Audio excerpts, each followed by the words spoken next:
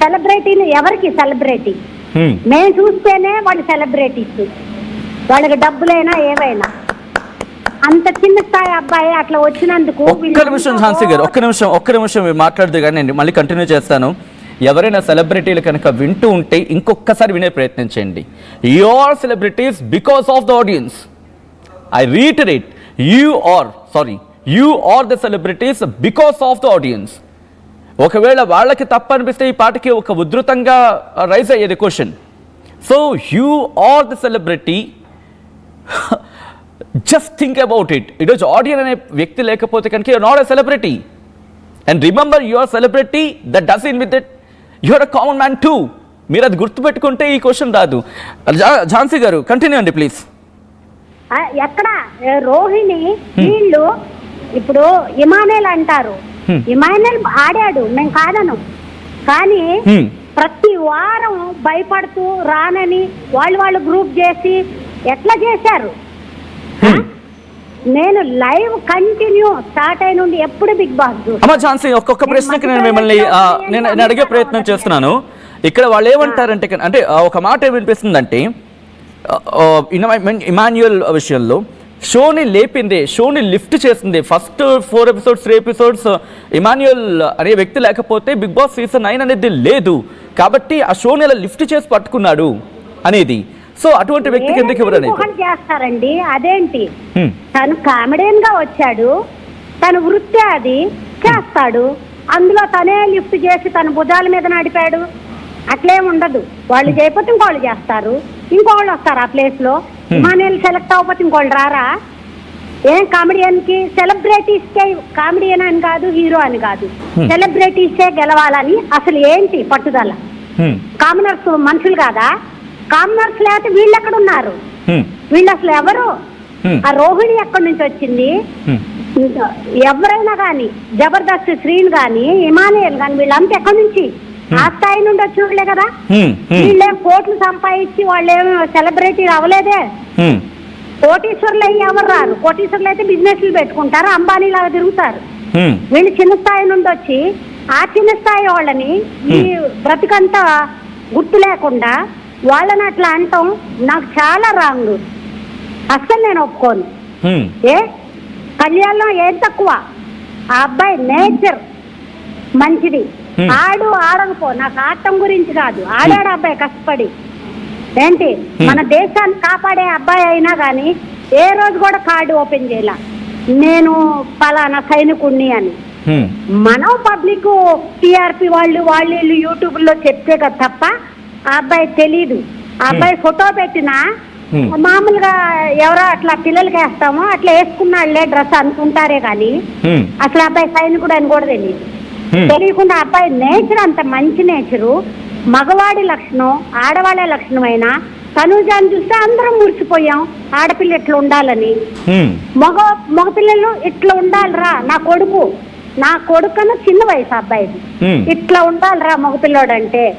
ఎంత ఒద్దిగ్గా ఉన్నాడు, ఎంత బాగున్నాడు, తిండికి లేకపోయినా ఏమి లేకపోయినా కష్టపడి. ఆ అబ్బాయి చరిత్ర వింటేనే ఎంత బాధేసింది అసలు. వాళ్ళ అమ్మా నాన్న అందరు మంచోళ్ళండి వాళ్ళ ఫ్యామిలీలో. అలాంటి మంచి ఫ్యామిలీస్ చూసి ఇంకొకళ్ళకి 10 మందికి ఆదర్శంగా నిలబడతాడు ఆ అబ్బాయి. వీళ్ళలాగా కోతి వేషాలు లేరు ఎవరు. ఆ రోహిణి అయినా జబర్దస్తిలో వాళ్ళందరూ నాకు ఎవ్వరు అన్నగా నాకు నచ్చలేదు.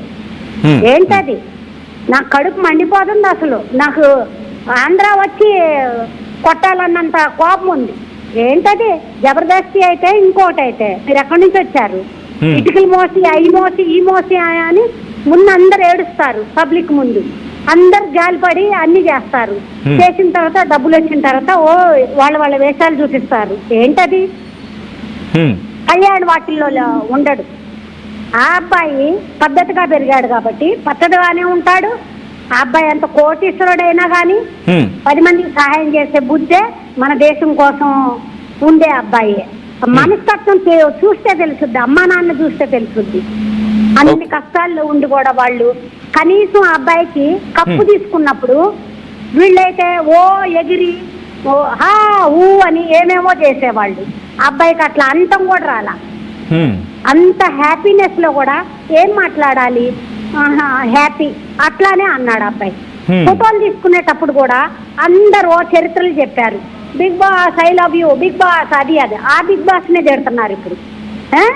అన్ని చేసిన వాళ్ళు ఆ అబ్బాయి కనీసం ఫోటోలకి వెళ్ళినప్పుడు కూడా యాంగ్జైటీ ఎట్లా చూపించుకోవాలన్నది కూడా రాలే ఆ అబ్బాయికి. అంటే వీళ్ళలాగా మాట్లాడి కిస్సులు ఇవ్వటం అట్లా చేయటం అది కూడా చేయాల. హక్ చేసుకున్నాడు. బిగ్ బాస్ ఏం మాట్లాడాలి అట్లానే బిహేవ్ చేశాడు. నార్మల్ కామన్ మ్యాన్ అట్లానే. కామన్ మ్యాన్ రాకూడదా? నువ్వెక్కడి నుంచి వచ్చావు? నువ్వు అక్కడి నుంచే వచ్చావు కదా. నీ స్థాయిని ఎందుకు మర్చిపోతున్నారు ఇప్పుడు పోట్లాడే వాళ్ళంతా? ఇది నేను అడిగే పాయింట్. హిమాలి అయినా, రోహిణి అయినా, ఇంకా జబర్దస్త్లో శ్రీనైనా, ఈ జ్యోతి, శివజ్యోతి వీళ్ళంతా ఎక్కడి నుంచి వచ్చారండి? ఎక్కడి నుంచి వచ్చారు? ఇట్లాంటి చాలా మంది పేర్లు ఉన్నాయి. వీళ్ళని మేము ఎంకరేజ్ చేస్తేనే వాళ్ళు సెలబ్రిటీస్ అయ్యారు. అది మర్చిపోయి పిచ్చివాగుడు, పిచ్చి వేషాలు వేసి ఏంటి బిగ్ బాస్ బ్యాన్ చేస్తే టీవీలు కూడా బ్యాన్ చేయమంటున్నాం, మేము సినిమాలను కూడా బ్యాన్ చేయమంటున్నాం. మరి ఎందుకు చేయాలా? అవి చేస్తే మీరు ఎక్కడ బతుకుతారు? కాదు కదా, అది కాదు కదండి. సినిమా అయినా ఏదైనా మంచి చెడు రెండు మనం ఉంది. చెడుని వదిలేస్తాం, మంచిని పట్టుకుంటాం. రైట్ ఝాన్సీ గారు చాలా డీటెయిల్గా మాట్లాడే ప్రయత్నం చేస్తున్నారు. ఏకంగా ఒక షోని కంప్లీట్గా ఫాలో అయిన తర్వాత ఆడియన్స్ నుంచి never ever say, never ever blame on audience. And audience I'm saying, ఎప్పుడు ఆడియన్ని బ్లేమ్ చేయొద్దు. బికాస్ మీరు, నేను, మనం ఈరోజు ఇక్కడ ఇలా ఈ పొజిషన్లో ఉండి మనం మాట్లాడుతున్నామంటే మన ప్రతి పదాన్ని వాళ్ళ తూకం వేసి చూస్తారు. ఒకవేళ బాగలేదు, నచ్చలేదంటే వెంటనే మన మీద ఆ అభ్యంతరాన్నో లేకపోతే అసహనాన్ని కూడా వాళ్ళు ప్రదర్శిస్తారు. వాళ్ళు అలా ఉన్నారు కాబట్టి మనం ఈరోజు ఇలా ఉన్నాం అని సెలబ్రిటీస్ కనుక నమ్మి, you are also a common man, మీరు కూడా వాళ్ళలో ఒకరై వాళ్ళ నుంచి యాక్సెప్టెన్సీ ఏ రోజైనా కోల్పోయారనుకోండి, జస్ట్ రిమెంబర్ ఫియర్స్ అటాక్ అనేది స్టార్ట్ అవుతుంది. రాధిక గారు, ఎందుకండి ఇంత వివక్ష? అంటే ఒక కామన్ మ్యాన్ గెలిస్తే హర్షించాల్సింది పోగొట్టి ఇంత వివక్ష ఎందుకు?